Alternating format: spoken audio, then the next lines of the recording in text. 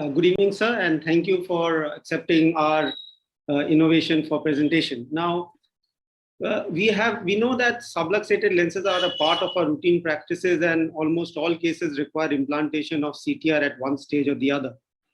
And usually we implant them either with manually or with the help of various injectors which are available in the market. But we know problems which arise with these sort of injections, implantations of CTR. You get lost, it gets lost in the angle, it's very difficult to retrieve. If there's a rent, it's very difficult to pull it out. If one of the haptics gets lost in the sulcus, it's very difficult to retrieve. So to overcome all these problems, we decided to try a new implantation technique. Now for this, what you require is any 16 or 18 gauge IV cath and a straight needle with any suture will do, 10-0, 80, whichever you have. Now the actual technique is very simple. You retrofit the stillet of the IV cath in the cannula and then feed the 10-0 nylon and you railroad and bring it out from the other end. So after you have brought it out, you just need to thread the eyes of the CTR very gently. Now this is a fairly simple step.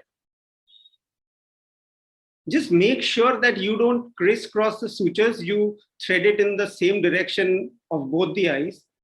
And again, after you have threaded both the eyes of the CTR, just retrofit into the same needle of the IV cath cannula and just by railroad technique, bring it out from the other end. So now you have a threaded CTR with two strings attached and it is coming out from the other end. And just gently pull the CTR inside the IV cath. Make sure you don't pull it all the way in because then it will snap. But you can pull it all the way inside in a foldable manner. So right now it's like a foldable CTR injector. Now you use the needle of the IV cath as the plunger itself. Now there's another technique we used. Just thread both the eyes of the CTR, tie a knot. You have not fed it through any IV cath as of now. You have just threaded it through the eyes of the CTR. Now just puncture the side of the IV cath with any needle you have, 26, 24, whichever one you have, even 30 will do. And now you thread and take the needle out from the side. So you don't have to take it out from, if you have not prepared before surgery, you can do it. This is a faster method during surgery.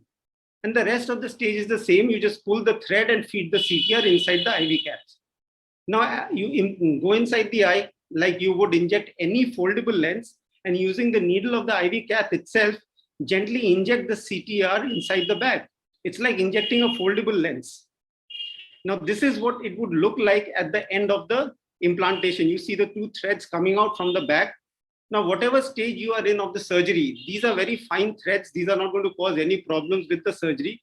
So you go ahead with the surgery. In this case, this was before implantation of the lens. So we implanted the lens in this case. And after implantation and end of the surgery, just cut one end of the suture. Don't cut both. Support the other end away from the capsular margin so that you don't tear it away. And gently pull the suture out. And that is the end of the surgery. So the basic concept is the advantages with the existing systems. What we have is it's extremely safe. First of all, you have location, basically a tracker for both the ends of the CTR. Suppose while injecting, if one of the ends gets lost in the sulcus, you can just pull the CTR back inside the IV cath and inject it again. Suppose you need to retrieve it. Suppose there's a PC rent. Suppose it gets dislocated into the vitreous, you can take it out. So all these advantages are taken care of. The second advantage is it's extremely cheap. You don't need any sophisticated device. You don't need any metallic instruments. All you need is readily available instruments which are already available, like sutures and IV cannulas, which are already there in your setup. Another advantage is extremely easy and fast to make, as all the surgeries were shown in real time. There's no learning curve associated. Anybody implanting foldable lenses can make this and can use this. You don't have to learn any other new method or concept for this, and it's reproducible in all the cases. There's no major rotary or moving parts that can cause a fallacy in the later stages. So this is a small innovation we have done regarding our CTR injector system, and it works quite well actually. Thank you, sir. You said to avoid snapping because the only worry would be with that stiff PMMA material. It can Yes, sir. snap if you Yes, pull it a sir. little more. Yes, sir. And the opening is fairly well connected with your sharp needle that you go. You said you can do it, you can push it with your needle itself. Yes, sir. But the needle, you don't need to push the needle out all the way inside. And secondly, you don't have to go inside the bag because the CTR already has an angulation which is pushing the posterior capsule slightly back. The CTR has a ring and it is also curved slightly downward. The main advantage we found is that sometimes the CTR gets lost in the sulcus. It's impossible to get it back.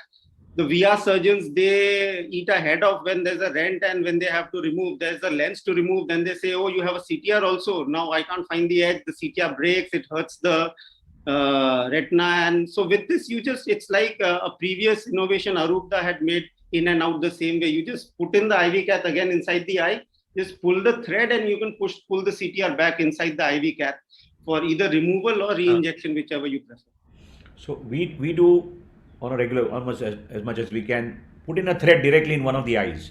The first is never a problem. The first eye to get into the bag is never a problem. That it's the trailing part which is possibly the last part which is the difficult thing. That's where we put in a thread. So if it goes off, we can always pull it off. Yeah, actually, sir, like a foldable lens, you're implanting both the almost simultaneously because both are coming out simultaneously. So you push both the ends in. And by the time you're pushing both the eyelets in, almost 80% of the CTR is already in the bag. So it usually comes out. Most of the time, it usually comes out on its own. We don't have to even push it all the way through. Dr. Ramesh Turarajan. Yes, I have a question for you. Have you had any instances where while inserting it, you have punctured the suture and you have lost it? Because you're pushing it with a sharp end of the needle, isn't it? Yes, sir. I personally didn't have, but there is a possibility. We have done around 25 cases. I have personally done, and my friends have also done. The only complaint we've got is not the suture cutting off, but because you can put a little amount of viscoelastic in the IV cath actually.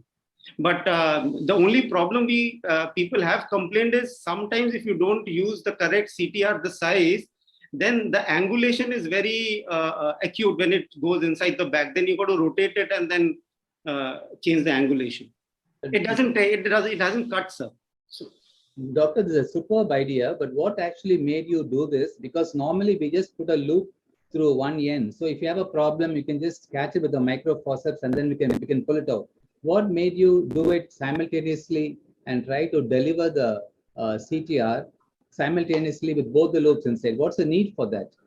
I have a presentation, sir, tomorrow where various degrees of subluxation we were doing. And when we were putting it through either of the ports manually, it was causing so much of stress while it was pulling already compromised zonules and the bag to one side. Here it was creating a uniform pressure inside the bag so that the edge of one eye of the CTR, when we are dialing it in, it was not creating the whole bag and pushing the whole bag away. Here, a simple rounded J loop was pushing the bag in, and for this concept, sir, we created. And secondly, I always wanted to keep a track of easily removable CTR because I have a couple of bad experiences where I had to remove the CTR, and that was the primary need for the hour. Have you ever tried using intraoperative gonioscopy while trying to remove a CTR? I usually sit at the side hearing my VR surgeon scold me during that time, sir, to be very frank. For how many years have you been doing this, doctor? I saw you had a presentation about 5 years ago on the same topic. Have you made any changes since then? Yeah, we started, instead of planning beforehand and using the whole length to puncture, I showed you the second part where we just puncture from the side if we need that. It's faster also. We just thread the eye of the CTR, tie a knot so that we don't lose the suture, and just puncture and take it out from the side. It hardly takes 15-20 seconds to make the whole contraption. Wonderful work, Dr. Surya. Best of luck. Thank you. Thank you so much. Thank you so much. Okay, yes, Dr. Mohan.